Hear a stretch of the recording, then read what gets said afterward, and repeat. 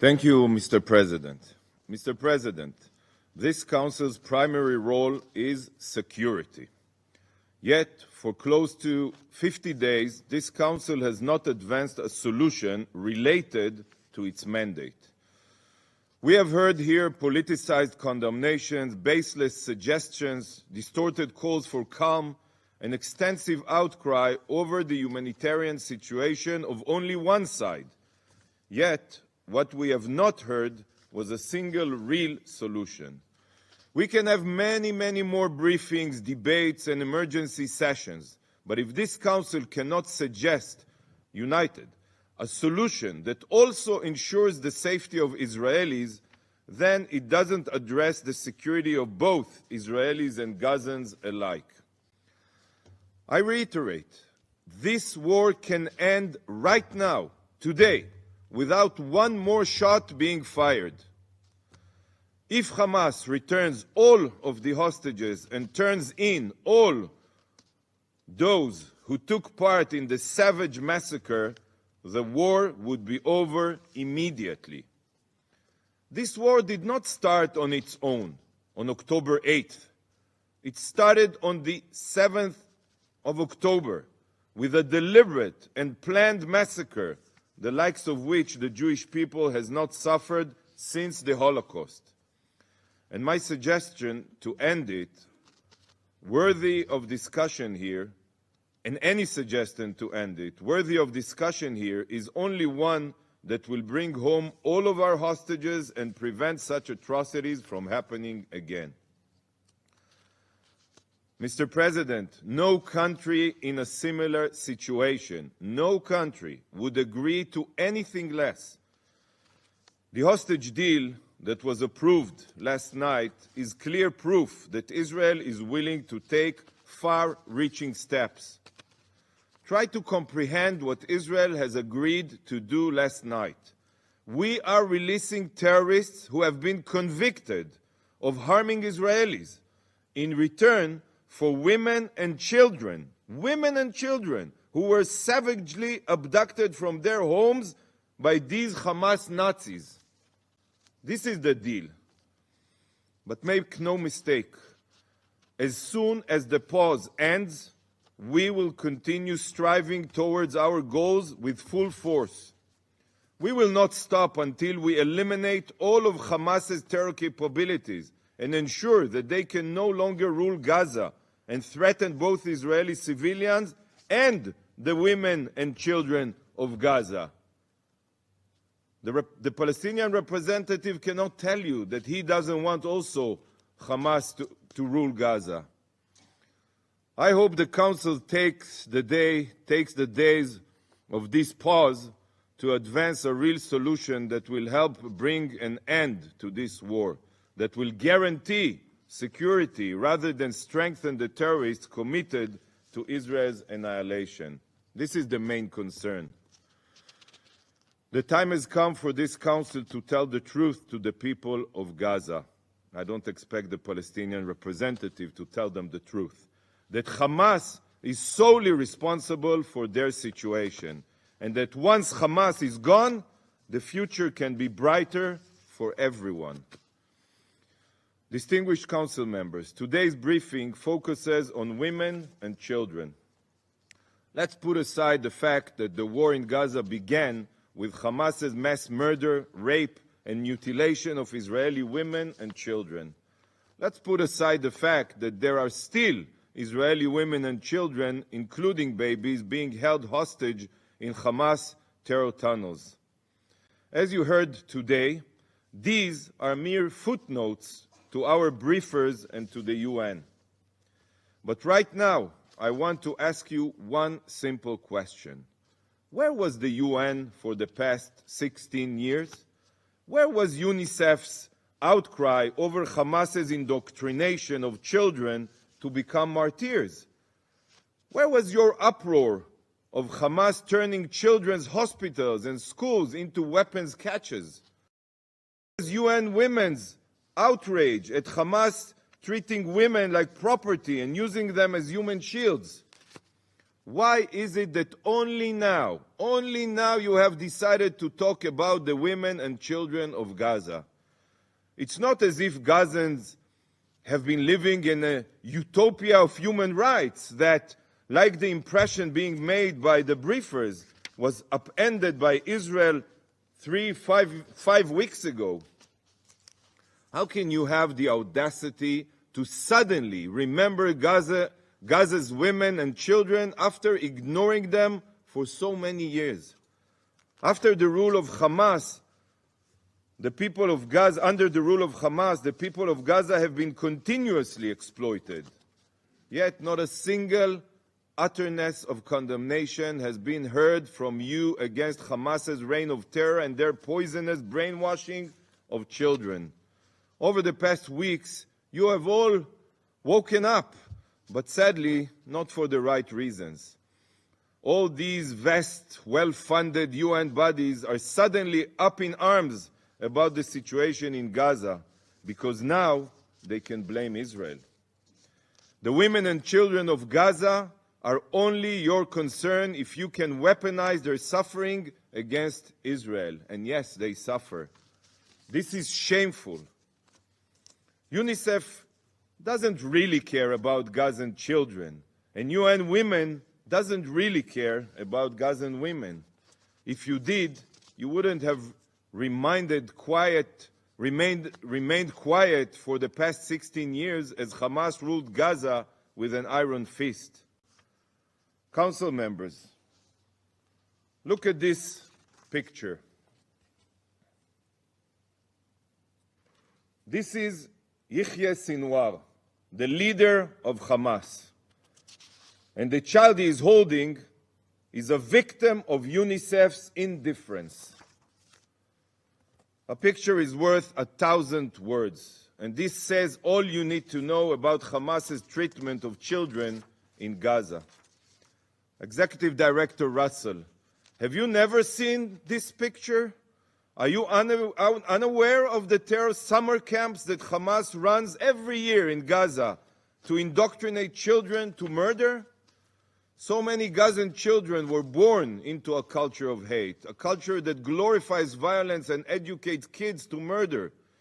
It is a death cult that puts martyrdom ahead of life, coexistence, and the pursuit of peace. How many UNICEF reports have been written on this? None. I'm telling you, none. While we teach our children to love and accept others, the children of Gaza are taught, and they are not the one to blame, that the murder of Jews and Israel's annihilation is their life goal.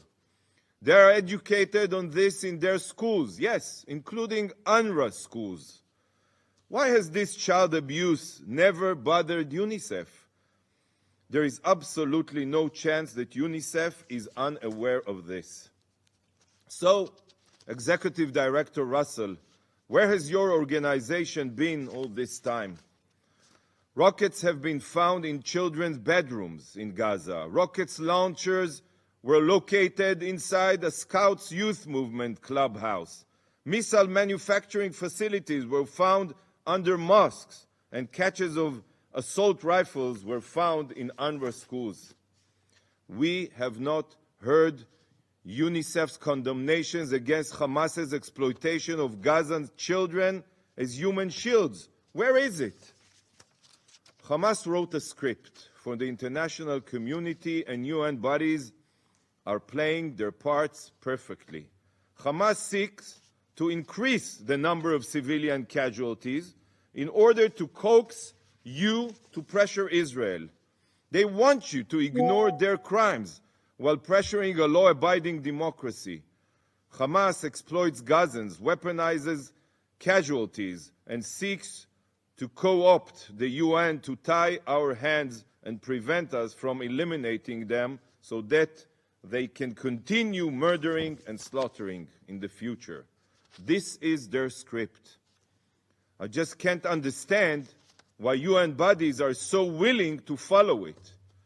And this sick phenomena of exploiting children is carried out on the street of Gaza every day. every day. This is a photo taken a few days ago in Gaza. These savage Hamas terrorists are walking around in broad daylight, armed and in uniform, after effectively strapping children to themselves as live body armor, as human shields. This is the enemy that Israel is defending itself against. This is who you hardly have a single word of criticism against. So I ask again, where have the briefers been for all of these years? Where are their voices now? Why are Hamas's crimes almost non-existent in this briefing, when Hamas and only Hamas is solely responsible for the situation in Gaza? There is no other explanation for this other than apathy towards Gazans, coupled with burning hatred for Israel. This is not a briefing. This is an inquisition. Now, distinguished council members, I would like to turn to the second elephant in the room. Our briefers today graciously decided to mention, thank God, the hostages in Gaza, among them women, children, and the elderly. They weakly called for their return, pure lip service. But the briefers ignored a very significant fact. They overlooked the 1,300 Israelis brutally massacred on October 7th and the 8,650 wounded that are still being hospitalized. In a briefing on women and children, our briefers intentionally, and I'll explain why I say it, intentionally refused to thoroughly brief you on the barbaric acts of torture, of sexual violence, of rape perpetrated by Hamas against Israeli women and girls. I say intentionally because I have sent 2 letters to Executive Director Bahos, extensively detailing these appalling war crimes. Yet, not only did I receive no response, she also did not see it fit to detail these crimes here before the Council. So yes, this was an intentional act of omission.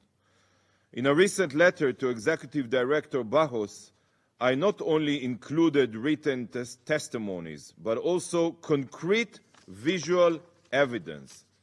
Pictures of young naked Israeli women being paraded around Gaza as the crowds jeered and cheered.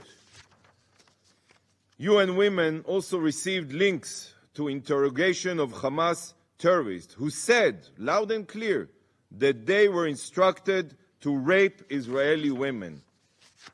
And just 2 days ago, the executive director received another letter from me with additional evidence of mass rape and sexual violence perpetrated by Hamas. This included a first responder's testimony of finding girls with their pants around their knees, semen on their back, and bullet holes in their heads, as well as pathologists identifying corpses, from young girls to elderly women, raped so violently that their pelvic bones were shattered. I sent this picture of Naama Levi, who was dragged out of the trunk of a jeep by a Hamas terrorist. It's part of a video, wearing sweatpants soaked in blood around her backside. I also sent this picture of Shani Luke. Shani was dancing at the Peace Festival before she was abducted and murdered by Hamas. This is what her body looked like, with the Hamas terrorists on top of her. Look at her. Look at Shani. You want to discuss women in conflict, women's rights, women's dignity? What about the dignity of Naama Levy and Shani Luke? What about their rights as women? Sadly, to our briefers, the horrors endured by these young women are not worthy of mentioning. After all, they're Israelis, and as today's briefing has made abundantly clear, Israeli victims don't matter. Nearly 50 days have gone by since these atrocities were committed, since young girls were savagely violated, yet the world is still waiting to hear a clear public condemnation from UN women against Hamas sexual crimes. Shame on you, UN women. Shame on you. Is UN women not charged with ensuring that, I quote from their website, all women and girls... Distinguished representative of Israel, I'd like to kindly remind you that you could fully express your different opinions in your statement, but for the briefers invited to this meeting, please show respect, at least. This is rule that everyone should obey, and I would like to invite you to continue your... Thank you, President. Is UN Women not charged with ensuring that all women and girls live a life free from all forms of violence? Doesn't the banner of UN Women website currently say #No excuses? Hasn't the world come to believe women? Hasn't the UN? To the UN and its agencies, Israeli women are not women. Israeli children are not children. The UN, with Secretary General Guterres at the helm, refuses to report on murdered, raped, and kidnapped Israelis. Every UN body stands up solely for the Palestinians, while dehumanizing Israelis. This is the policy. The UN, by choice, refuses to accept Israeli numbers of statistics. The ridiculous claim is that Israeli casualties either aren't part of the body's mandate or they have no way to verify facts provided by Israel. On the other hand, when it comes to fabrications supplied by Palestinian terrorists, and in this case directly from Hamas in Gaza, the UN treats these numbers as God's truth, without any form of verification. This is a conflict that started before the UN was even established. And throughout all of these years, the UN blindly accepts every claim and figure from one side only, without any verification mechanism, while ignoring or remaining indifferent to all Israeli data. And this is what ends up in your reports. This is what you are briefed with.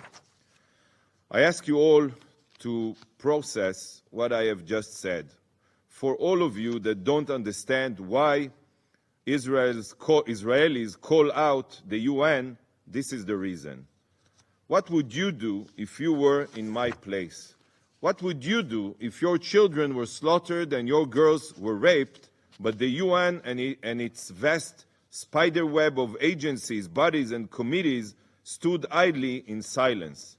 Take a moment to think about this.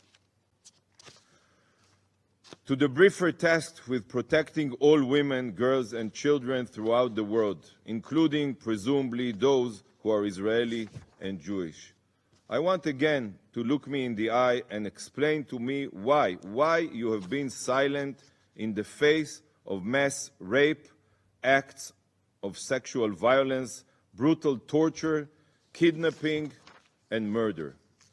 How is that your briefings are so one-sided when you all know that Israel does everything in its power to mitigate civilian casualties, while Hamas does everything in its power to murder civilians, both Gazans and Israelis? Don't answer me.